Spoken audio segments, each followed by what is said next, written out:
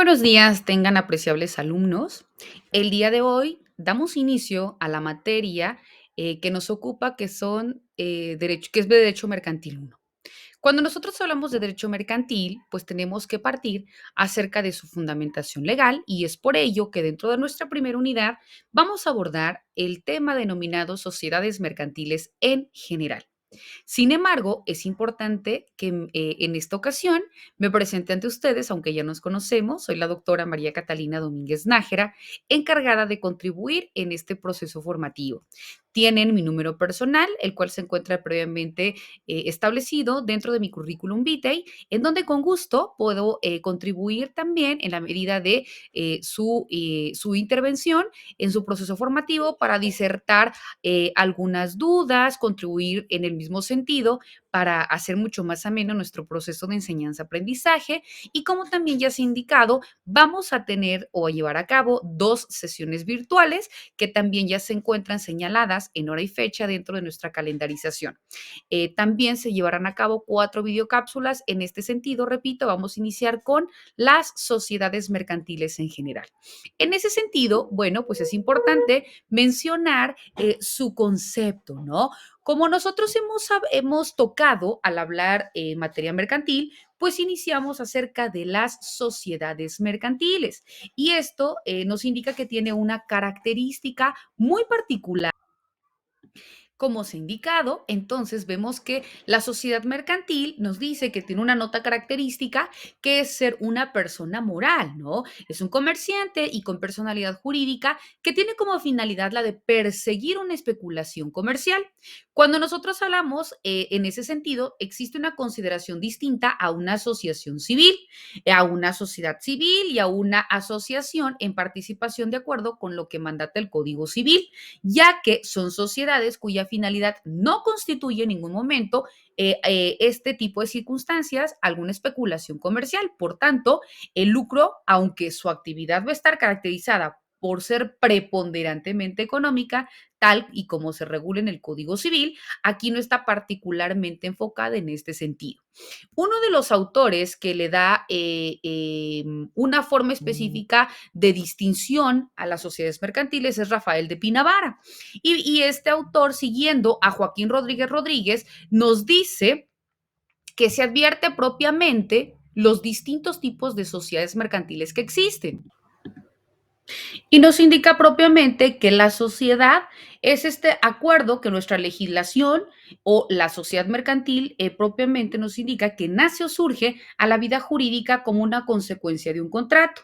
Por ello, la sociedad mercantil lo considera Rafael de Pinavara como el resultado de una declaración de voluntad contractual.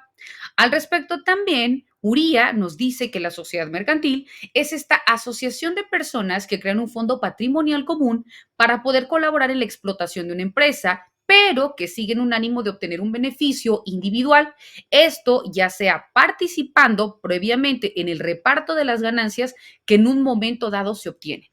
Otro de los autores también que incide acerca de la conceptualización misma de una sociedad mercantil es Raúl Cervantes Ahumada, quien sostiene que propiamente la sociedad mercantil tiene una naturaleza jurídica del acto constitutivo por medio del cual el acto nace.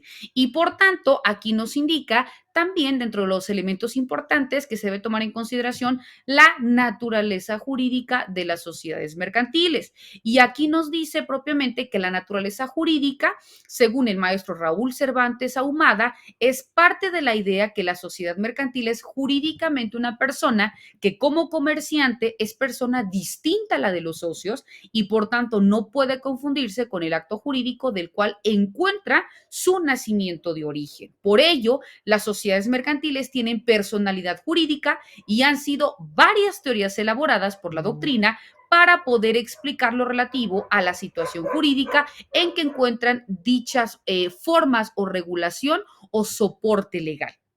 Por ello, existe también otro jurista alemán que es Ehring, quien sostiene que la sociedad mercantil como persona jurídica es solamente un sujeto aparente nacido de la voluntad de un individuo o en su defecto de una colectividad, ya que la personalidad real corresponde y se encuentra solo en las personas físicas. Por ello, se concluye que la sociedad mercantil es una persona moral distinta a la de los socios que la componen y por eso no se puede atribuir personalidad a los seres diversos de los hombres. Al respecto, existe un instrumento jurídico normativo que regula a las sociedades mercantiles y que lleva por nombre Ley General de Sociedades Mercantiles.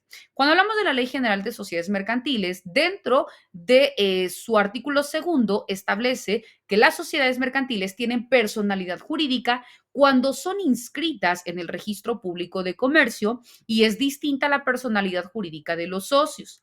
Incluye a los que no se hayan inscrito y que como tales se exterioricen frente a terceros, imponiéndoles el compromiso y también la obligación a sus representantes o mandatarios de responder de manera subsidiaria, solidaria e ilimitadamente de los compromisos celebrados frente a terceros. Es importante también tomar en consideración los presupuestos para su constitución. Como primer elemento tenemos la affectio societatis. Como segundo elemento se encuentran las aportaciones sociales y como tercer elemento el fin común. Cuando hablamos del primer elemento, que es la affectio societatis, nos dice que este término deriva previamente del latín y se divide en dos partes, que es la affectio y por otro lado la societatis. Cuando hablamos del affectio se entiende a las disposiciones que tienen como fin último la voluntad o el deseo y por societatis la voluntad de sociedad, deseo formal de integrar una sociedad y por tanto la confianza mutua entre los socios que la conforman.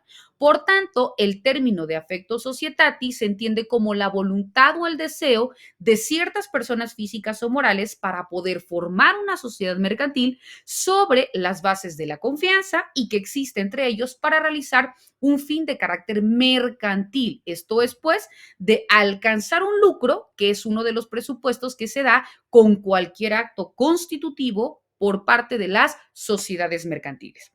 Este deseo o esta voluntad de las personas encontrará como limitante aspectos como la capacidad, el consentimiento, también el hecho de ser libre, espontáneo y por tanto en donde se presente lo relativo al objeto, al motivo o al fin lícito y al cumplimiento de la forma o también de aquellos que la misma ley lo establezca. Como segundo elemento encontramos las aportaciones sociales y este es otro presupuesto que deviene del fin para el cual las personas interesadas en la constitución de la sociedad se unen combinando sus esfuerzos pero también sus voluntades. Este fin será económico y sobre todo con el ánimo de conseguir una ganancia, un lucro y que esa finalidad cada socio, de acuerdo con la ley de la materia, lo realiza y que por tanto deben contribuir con aportaciones, ya sea en el numerario como en la especie. También nos dice que otro de los elementos importantes es el fin común. Y este presupuesto de la constitución de una sociedad es indispensable para que se pueda determinar el querer de los socios dentro de una sociedad mercantil.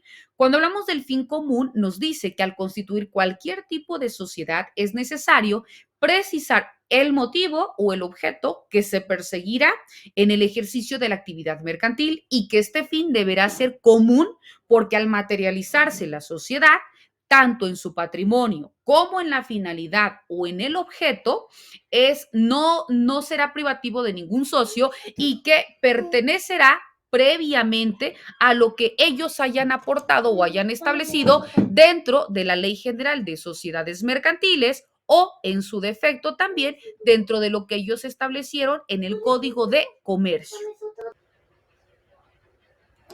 Y por consiguiente, se encuentran previamente la clasificación de las sociedades mercantiles.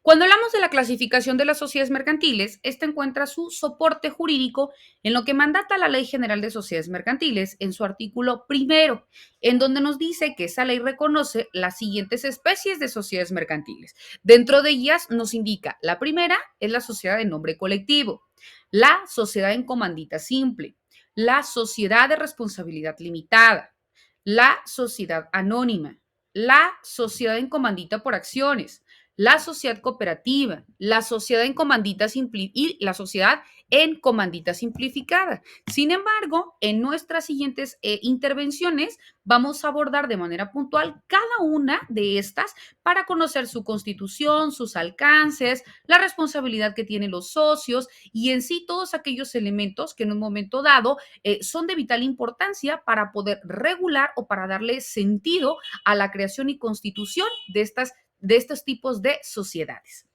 Hasta luego.